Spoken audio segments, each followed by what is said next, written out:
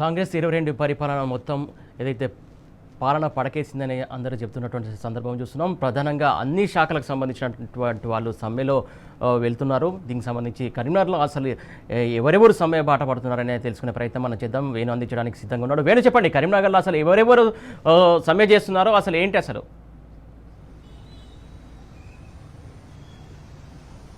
సురేష్, యాక్చువల్గా అయితే గత 15-20 నుంచి కూడా రైతులు మాత్రం పెద్ద ఎత్తున తమకు యూరియా దొరకట్లేదంటూ మాత్రం పెద్ద ఎత్తున అంటే ఆందోళన చేస్తున్న నేపథ్యం అయితే మనకు స్పష్టంగా కనిపిస్తుంది. ఎందుకంటే ముఖ్యంగా వారికి కావాల్సినంత యూరియా దొరకని నేపథ్యంలో రైతులు చాలా తీవ్ర అవస్థలు పడుతున్న నేపథ్యం మనకు ప్రతి చోట కూడా కనిపిస్తుంది. ఉమ్మడి కరీంనగర్ జిల్లా వ్యాప్తంగా పలు చోట్ల.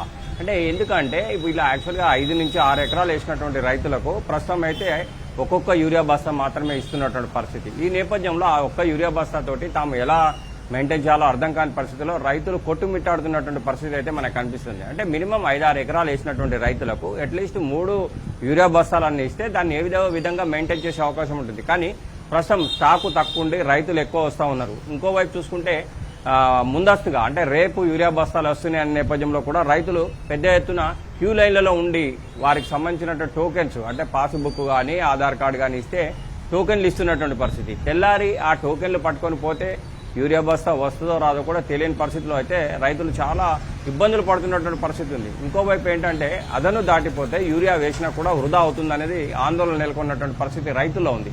ఎందుకంటే ప్రస్తుతం తప్పకుండా దాని యూరియా వేస్తేనే వారికి రావాల్సినంత పంట వస్తుంది, కొంత ఎంతో లాభం వస్తుంది. కానీ అదను దాటిన తర్వాత యూరియా వేసినా కూడా ఫలితం ఉండదంటూ కూడా రైతులు తీవ్ర మనోవేదన వ్యక్తం చేస్తున్నటువంటి పరిస్థితి మనకు కనిపిస్తుంది.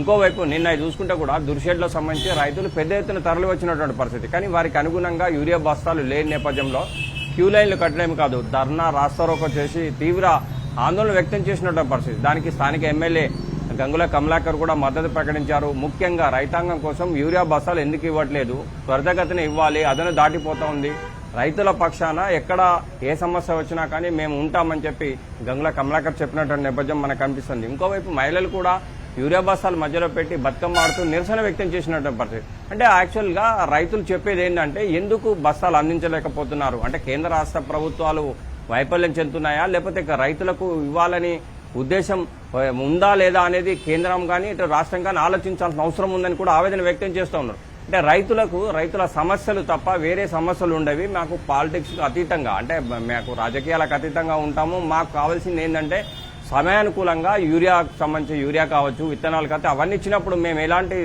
వాటికి కూడా పూనుకోం. కానీ ప్రస్తుతం ఉన్న పరిస్థితుల్లో క్యూ లైన్లో నిలబడ్డా కూడా ఒకే యూరియా బస్తా ఇస్తూ మమ్మల్ని తీవ్ర ఇబ్బందులకు గురి చేస్తూ ఉన్నారు. ఈ నేపథ్యంలో కుటుంబం అంతా కూడా క్యూ లైన్లో చెప్పులు పెట్టుకొని ఉండాల్సిన పరిస్థితి ఉంది అని చెప్తున్న నేపథ్యం కనిపిస్తుంది.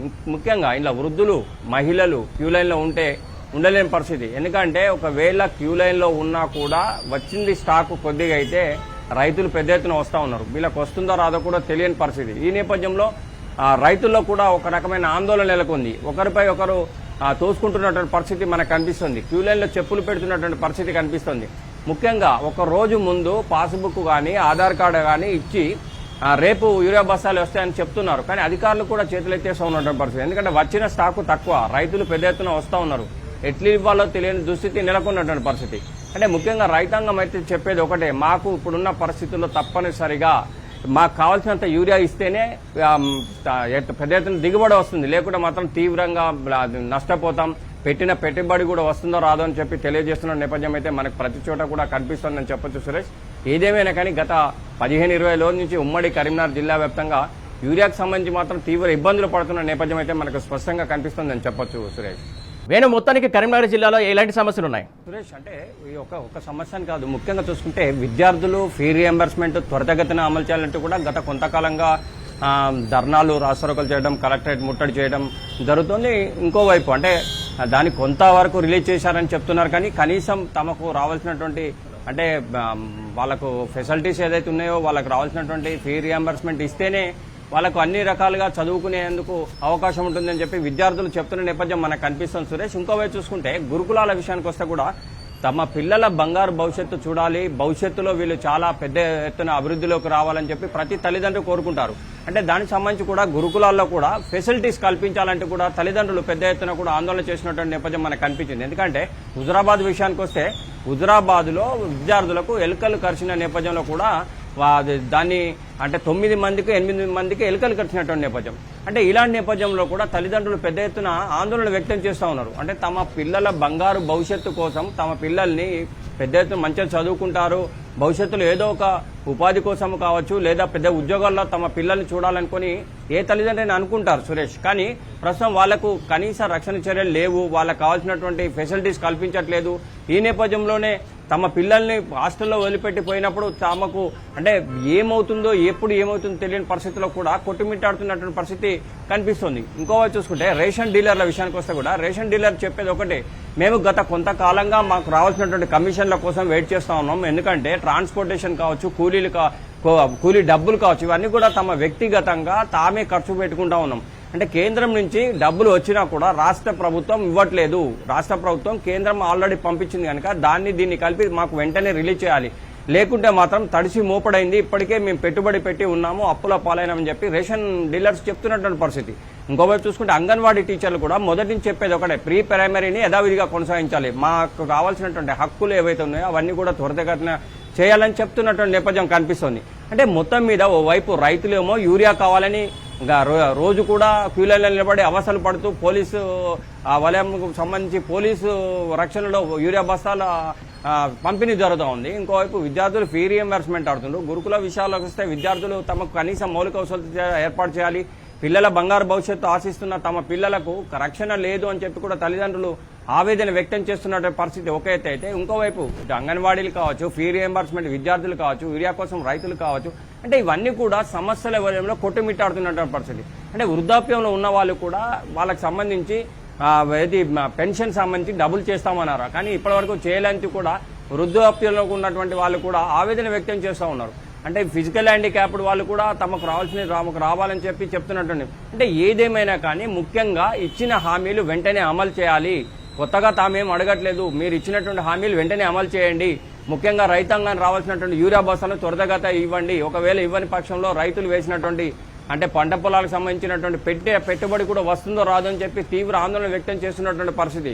ఎందుకంటే రైతాంగం ఎప్పుడు కూడా తమకు పనులు కనుక కంటిన్యూ ఉంటే వాళ్ళు ఎప్పుడు పొలాల్లోనే ఉంటారు, కానీ రోడ్ల మీదకి వచ్చి అంటే క్యూ లైన్లో నిలబడి ఆధార్ కార్డులు ఇచ్చి పాస్బుక్లు ఇచ్చి ఒక్కొక్క యూరియా బస్తా కోసం క్యూ లైన్లో నిలబడి టైం అంతా కూడా వృధా అవుతుంది. తమ పొలాల దగ్గర ఉండాల్సిన పరిస్థితుల్లో తాము క్యూ లైన్లో ఉండాల్సిన పరిస్థితి ఎందుకు వస్తూ ఉంది? క్యూ లైన్లో ఉండడమే కాదు, నిలబడలేని పరిస్థితుల్లో క్యూ లైన్లో చెప్పులు పెట్టి కూర్చుంటున్నటువంటి పరిస్థితి వస్తుంది. అంటే రైతాంగం కూడా ఒకటే అడుగుతా ఉన్నారు, తమకు కావాల్సినటువంటి యూరియాను త్వరితగతిన సఫిషియెంట్ యూరియాని ఇవ్వండి. అంటే పోలీసులు రావాల్సిన పరిస్థితి ఎందుకు వస్తుంది? పోలీసులు అంటే రక్షణ వలయంలో వీళ్లకు యూరియా ఇవ్వాల్సిన పరిస్థితి ఎందుకు వస్తుంది? కేంద్రము రాష్ట్ర ప్రభుత్వం రెండు కూడా మాట్లాడుకొని త్వరితగతిన సమస్యను పరిష్కరించాలే కానీ కేంద్రంపై రాష్ట్రం, రాష్ట్రంపై కేంద్రం ఒకరిపై ఒకరు వాదులాడుకోవడం తప్ప రైతాంగానికి ఏం సంబంధం ఉంటుంది? మాకు రావాల్సిన యూరియాని త్వరితగతిని ఇచ్చినప్పుడు మాత్రమే మేము ముందుకెళ్లగలుగుతాం, లేకుండా మాత్రం పెట్టిన పెట్టుబడి వస్తుందో రాదని చెప్పి కూడా రైతాంగం తీవ్ర ఇబ్బందులు పడుతున్న నేపథ్యం అయితే మనకు ప్రతి చోట కూడా కనిపిస్తుంది సురేష్. ఏదేమైనా కానీ ఇచ్చిన హామీలు వెంటనే అమలు చేయడం ఒక ఎత్తు అయితే, అభివృద్ధి మాట పక్కన పెట్టండి, ఇచ్చిన హామీలు నెరవేర్చాల్సిన అవసరం ఒక ఎత్తు ఉంది. రైతాంగాన్ని బాసడగా నిలవాల్సిన అవసరం ఉంది. ఫీజు రియంబర్స్మెంట్ విద్యార్థులకు, గురుకులాల్లో ఉన్నటువంటి విద్యార్థులకు సరైన మౌలిక వసతులు ఏర్పాటు చేయాల్సిన అవసరం ఉంటుంది. లేకుంటే మాత్రం ఈ విద్యార్థులకు సంబంధించిన తల్లిదండ్రులు మాత్రం తమ పిల్లల బంగారు భవిష్యత్తు కోసం హాస్టళ్లలో ఉంచితే ఈరోజు అంటే ఎలుకలు కరవడము మరియు పాముల ద్వారా మరణించడము ఇలాంటి సమస్యలన్నీ కూడా తమకు ఒక ఆవేదన గురి చేస్తూ ఉన్నాయి. ఇవన్నీ కూడా ప్రభుత్వం వెంటనే త్వరితగతిన చర్యలు తీసుకోవాలి, లేకుంటే మాత్రం తమ పిల్లల బంగారు భవిష్యత్తు కూడా అంధకారంగా మారే అవకాశం ఉంటుంది అని చెప్పి కూడా ప్రతి విషయాన్ని కూడా ప్రతి దాంట్లో కూడా ప్రభుత్వం వెంటనే వెనువెంట చర్యలు తీసుకోవాల్సిన అవసరం అయితే ఎంత ఉందని చెప్పి ప్రతి ఒక్క వర్గం చెప్తున్న నేపథ్యం అయితే మనకు కనిపిస్తుంది సురేష్. ఏదేమైనా కానీ రాష్ట్ర ప్రభుత్వం ఇప్పటికైనా సమస్యల వలయంలో ఉన్నటువంటి ప్రతి ఒక్క విషయాన్ని తప్పకుండా వాళ్ళకు సొల్యూషన్ చూపెట్టాల్సిన అవసరం అయితే ఎంతైనా ఉందని చెప్పి ప్రతి వారు కూడా కోరుతున్న నేపథ్యం అయితే మనకు కనిపిస్తుంది సురేష్. Right, thank you.